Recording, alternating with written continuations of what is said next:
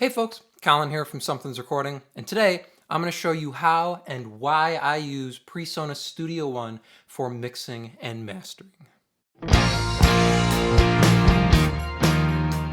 We're going to be looking at the benefits and some of my favorite features of Presonus Studio One when it comes to mixing and mastering today. But before we dive in, if you're ready to go a little bit deeper into the mixing process in its entirety and really start to hone your workflow as an audio engineer, then I have just the thing for you. It is my 7-step mixing checklist, and it's just a simple PDF that will walk you through the entire mixing process, step by step, to help you get professional and radio-ready mixes without any more of the hassle and without any more of the guesswork. It is a completely free guide, and you can download it below using the link in the video description. Now let's jump in here and explore some of the benefits of using Studio One for mixing and for mastering as well.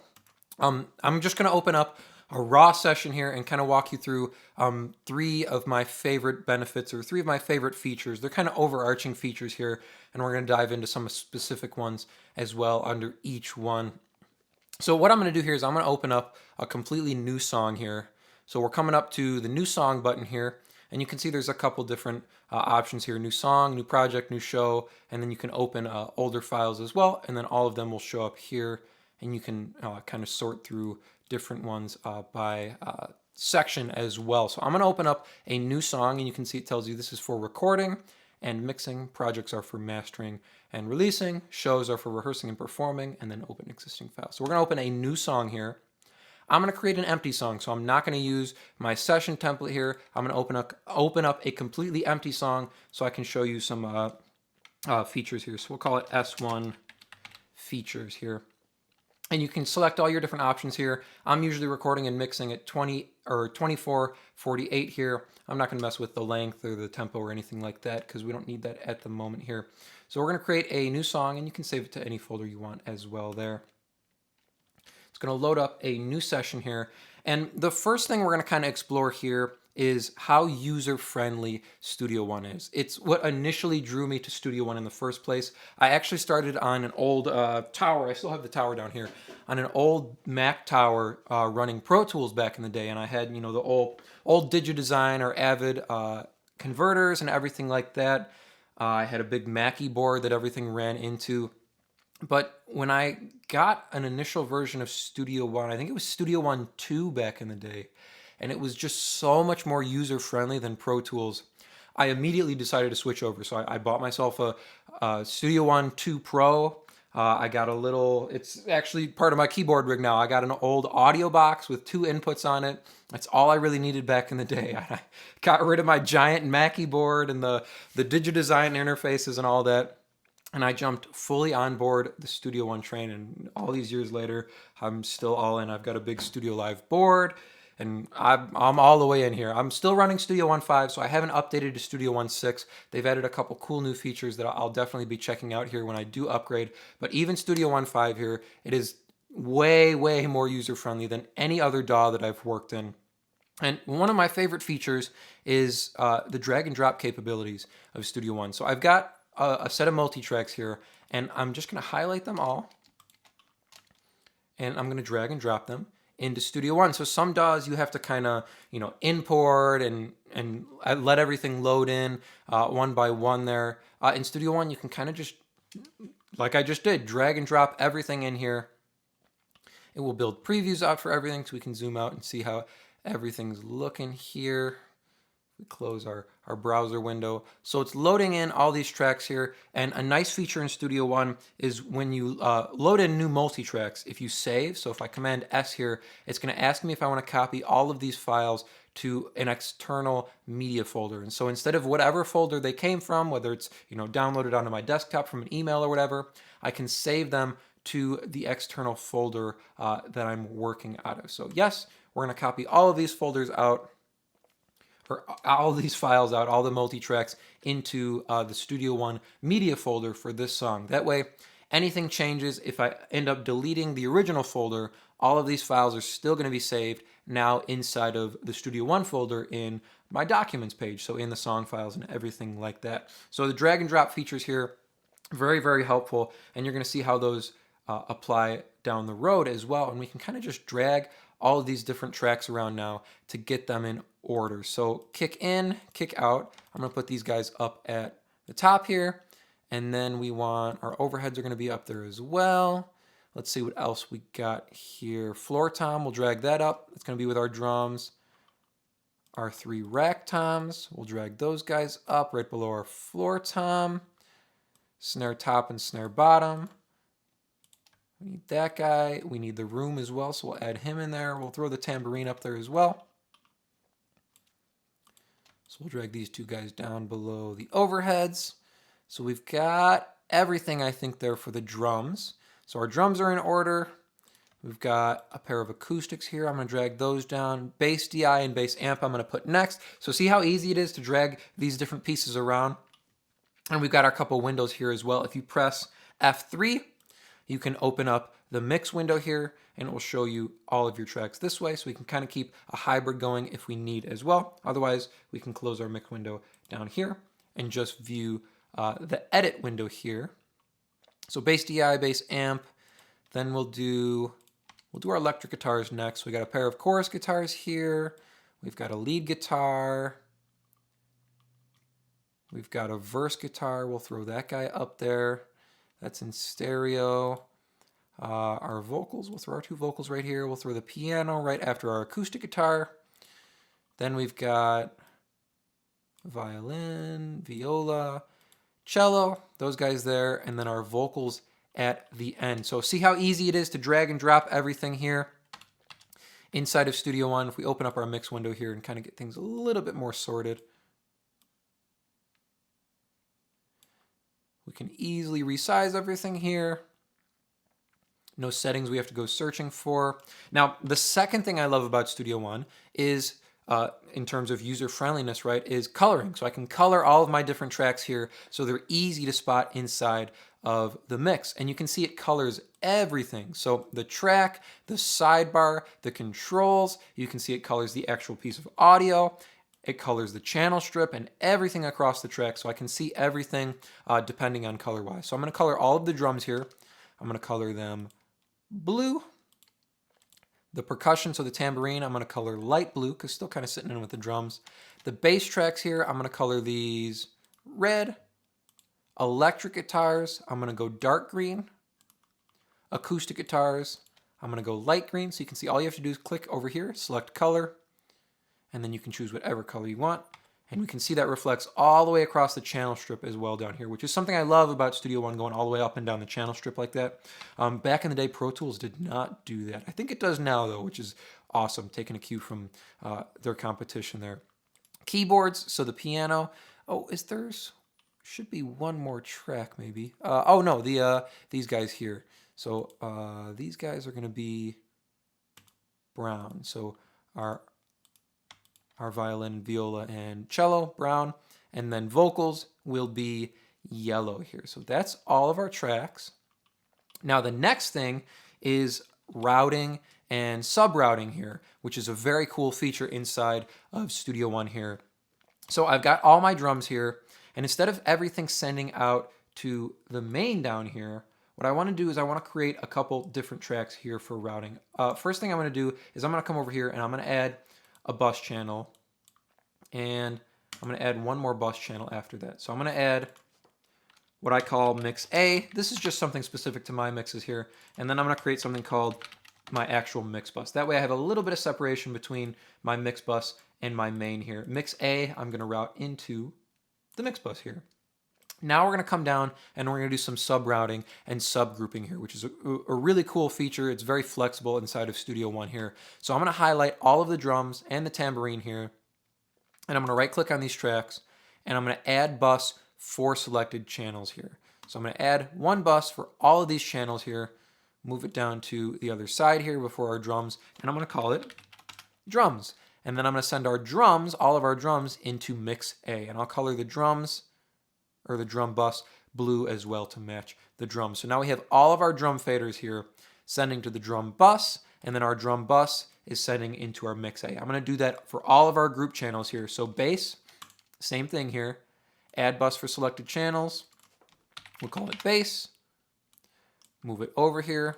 We will color it red. Same thing for our electric guitars. And you can see I have a shortcut key going. We're going to talk about shortcut keys in a second here. We'll call this electrics, if I can spell right. I can't spell right. So electric guitars. And again, those are dark green. And we'll send our bass and our electric guitars to mix A. And a cool feature here, let me show you this. So if I route these acoustic guitars to mix A, when I create a bus for selected channels, you can see it automatically reroutes everything. So these two acoustics go to the bus, and then the bus goes to mix A, which is a nice, handy kind of auto feature inside of Studio One, that any kind of busing you have set up, it will keep that and stack on top of it. So we'll call this acoustics. And we'll kind of do the same thing here. So we'll route all of these other channels to mix A. And then as we create buses for them, you can see it keeps the routing going. So it'll automatically reroute the channel to that bus, and then it'll reroute the bus to mix A. So we've got that. Our 3 strings here. Ooh, still can't spell. Strings. Strings are brown. Move that guy over.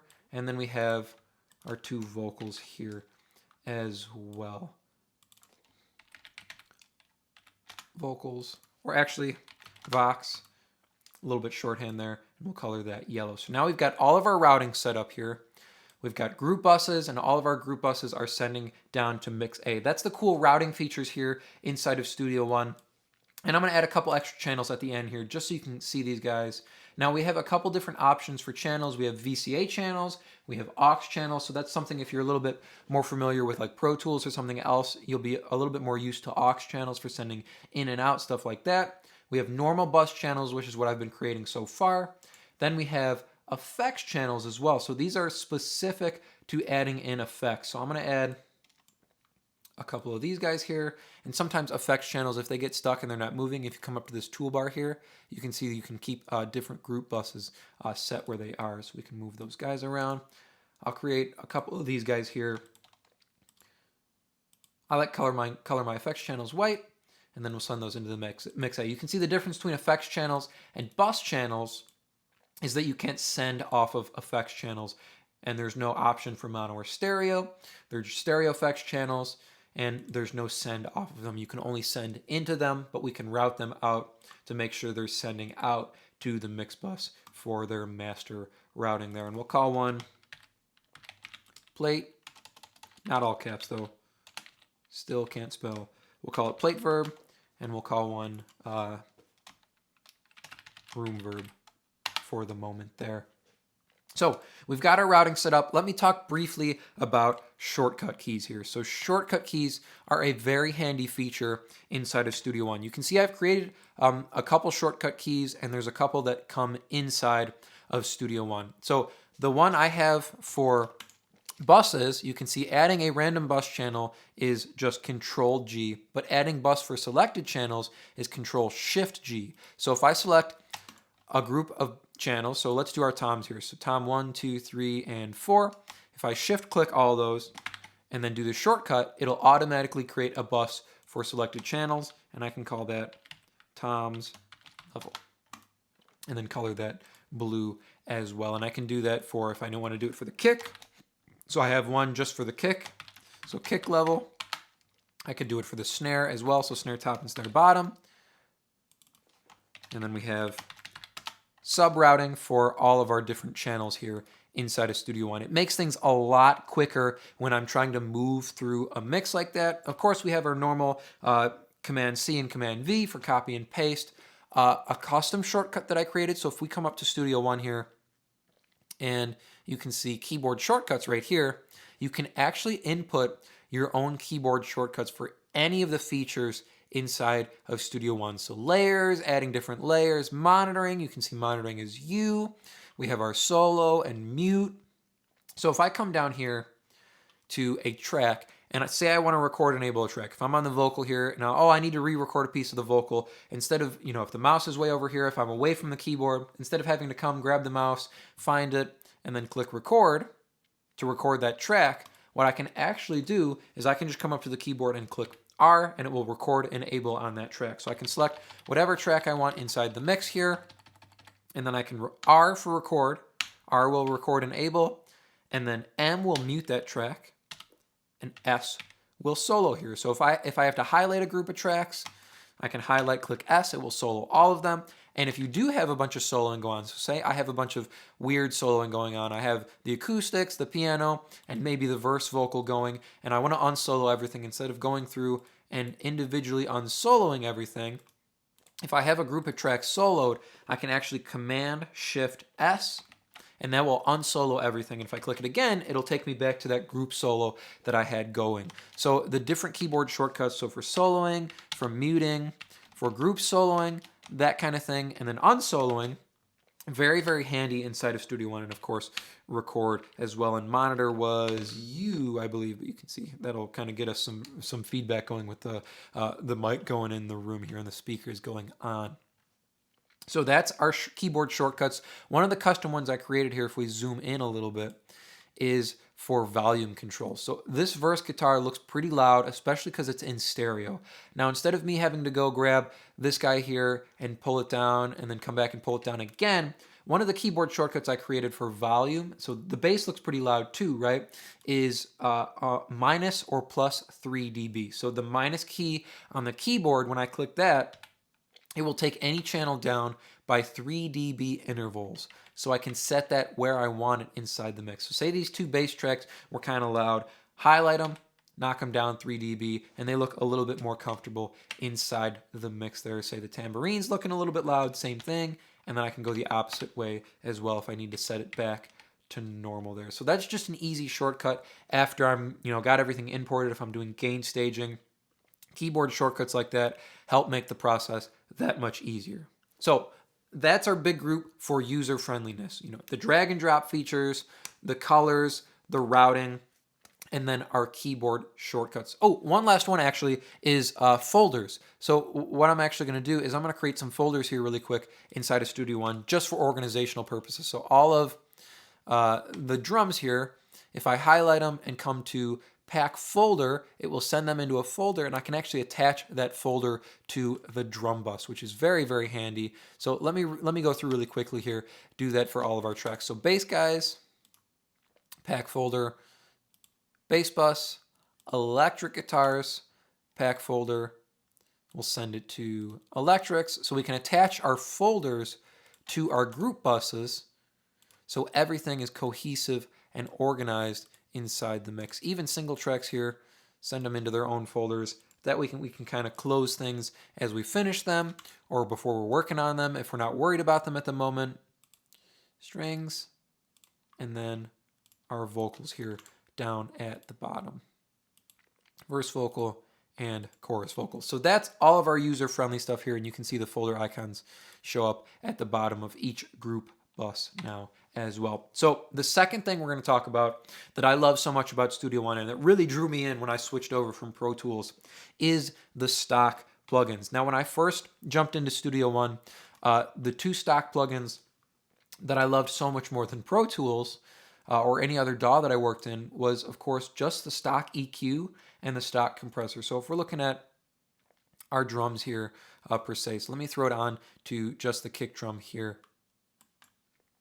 And we'll just look at a little section here of the song. So the stock EQ has 5 different bands, and then it has a low cut and a high cut. So a low pass filter and a high pass filter built right in. And each band has the Q and the frequency select, and then I can set the top and bottom bands to shelving units as well. So let me just hit play here, and we'll just take a look at our kick drum, and we'll mess with it a little bit.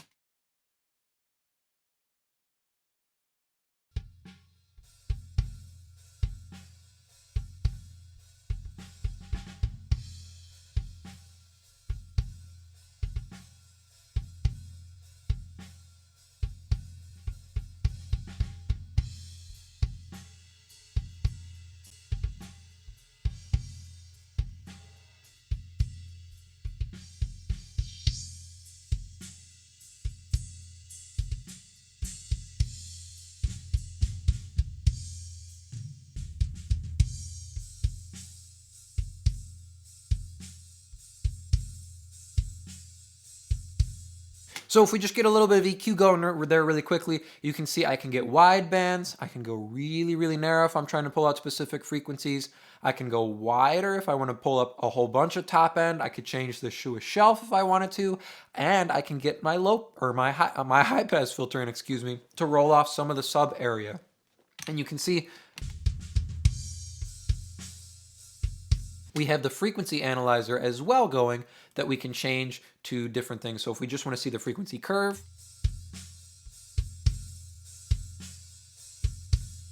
we can do that as well, and we can change it from different octaves to different octaves and things like that as well. And we have an output gain here. There's this other thing they've added in recently, which is like another high pass filter kind of frequency or feature going on, which is really, really nice in the new EQ.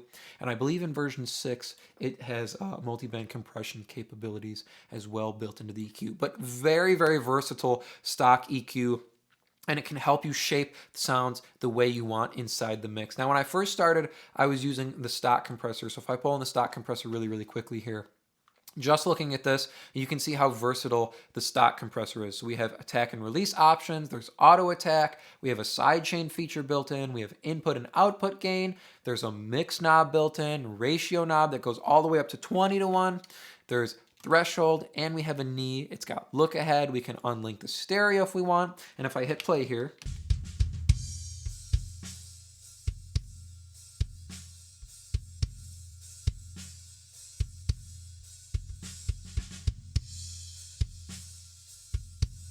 you can see the gain reduction, you can see your input and output gain. So it was a very awesome compressor to be using right from the beginning there. But one of the compressors that I fell in love with down the road came in the fat channel here. So if I throw the fat channel on our vocals here, actually let me just throw it on the chorus vocal. And I'm just going to compress our lead vocal here in the chorus section. And I want you to see what this compressor can do, because it's one of my favorite compressors, and it comes stock inside of Studio One.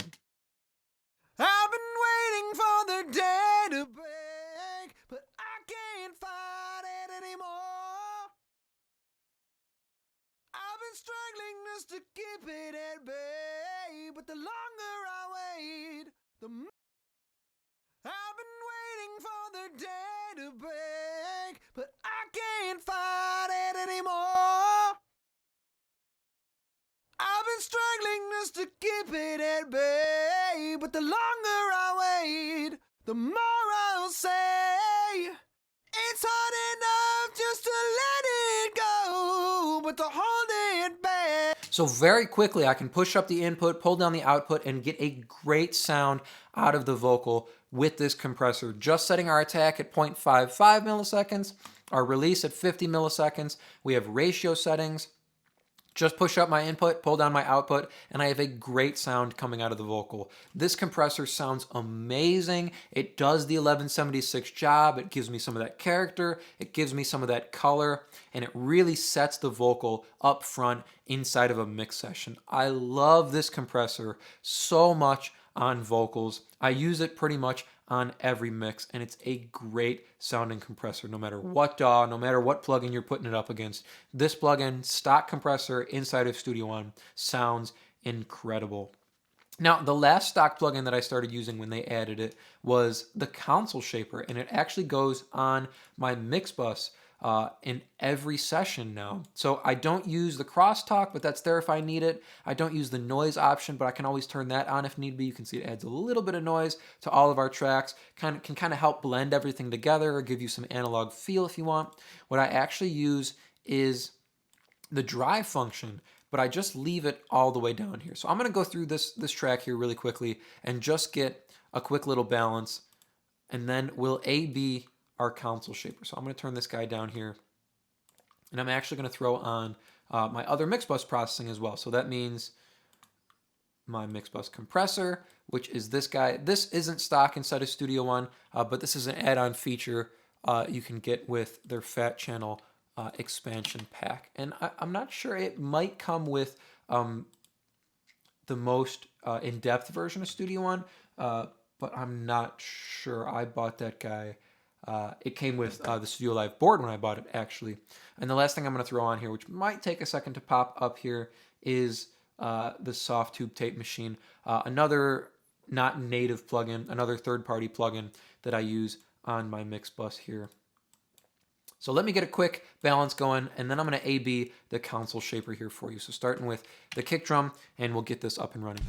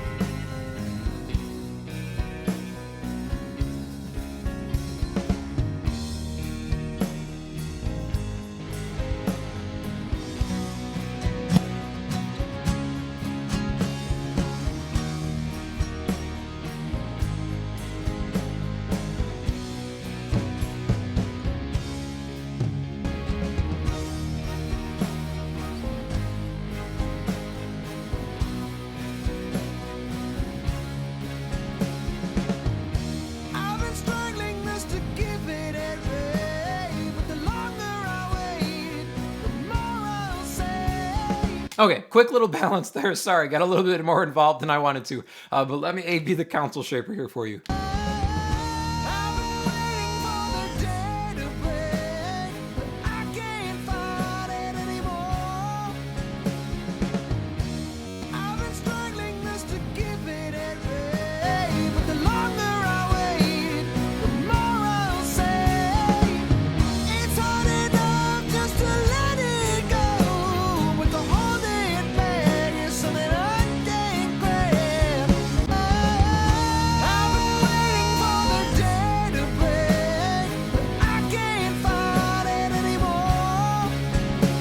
You can hear even all the way down at 0 there, which is where I'm running the console shaper, it adds a ton of warmth and a ton of depth to our mix that rolls off all of those digital edges. It's nice to have a plugin like this right off the bat when you're buying a DAW, so it's not something you have to add on later. Okay, so we've covered all our stock plugins. The last thing I want to talk about here is the different pages, so workflow options. So once I get my mix up and running here, so I've done my balancing and everything here. Let me get the markers set up. for the song here. So once I get my session up and running, say I'm pretty satisfied with my mix here. That was another quick keyboard shortcut. Alt-Z will zoom out to show your entire session. So let me listen one more time here. Say we're getting pretty close to the end of our mix here. We've got everything kind of balanced where we want it here.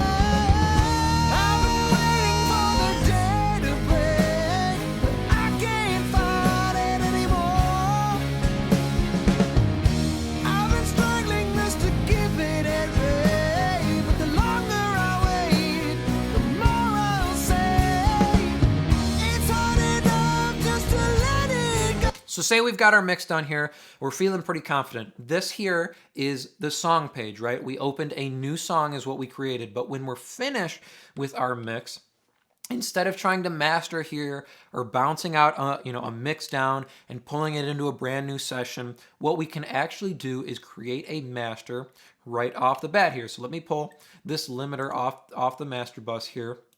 And all I'm going to do here is I'm done with my session. I'm going to come up to song and I'm going to add to project. So I'm going to create a brand new project here. Or actually, I'll add it to an old project here just for kicks. So I can add it to a project or create a brand new project, and it will say add mastering files or update mastering files. And all I do is click OK, and it adds it to a different project here. So it's going to bounce out this master for me and send it down to a completely different page. So I don't have to bounce out a mix, pull it into a new session, and then kind of work in the same project. It has a different page, a different section of the DAW set up for your mastering workflow. So we have the song page, which is set up for mixing workflow, for our recording and mixing. We can see all of our tracks here, all of our different options, drums, bass, guitars, keys, vocals, what have you. We have our mix window, right, that has all of our tracks and our effects, our master bus, effects, everything like that, verb, delay. But when we're done, we can export that right into the project page, which is set up for mastering. So now we have our project page here, and you can see it's bounced out the master file. So it's sent a finished mix into this project page, and the project page is set up for mastering. We have a big frequency view here. We have a big meter for voluming, and we have minimal effects. So just the inserts and master for this channel. So if I add a plugin here, a mix tool, to set this up 6 dB here, and I hit play on this, we can hear our finished track here.